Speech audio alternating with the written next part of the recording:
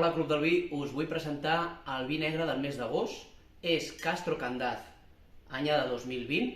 És un vi de la Ribera Sacra elaborat per Rodrigo Méndez i Raúl Pérez.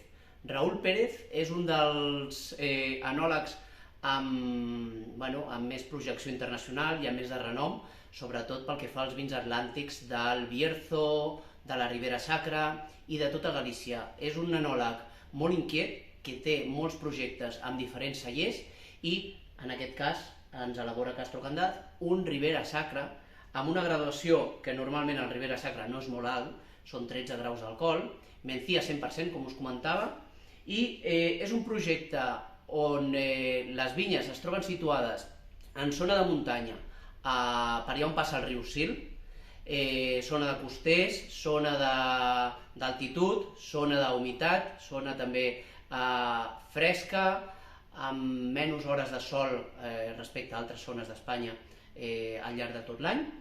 Per tant, no trobem aquella sobremaduració que podem trobar en altres punts d'Espanya.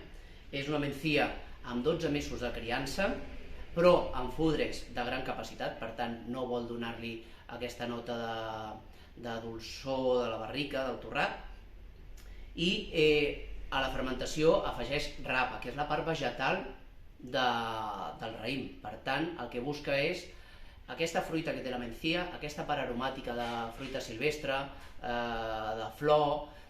El que busca també és una part més vegetal, més fresca, una nota especiada, i és perfecte per maridar amb menjar de la zona, tipus cecina, tipus empanadilles, tipus lacón, pulpo a feira, pizzas, per què no, arrossos. És un vi molt versàtil, ens agrada moltíssim i volem compartir amb vosaltres, així que espero que el disfruteu com ho hem fet nosaltres. Salut!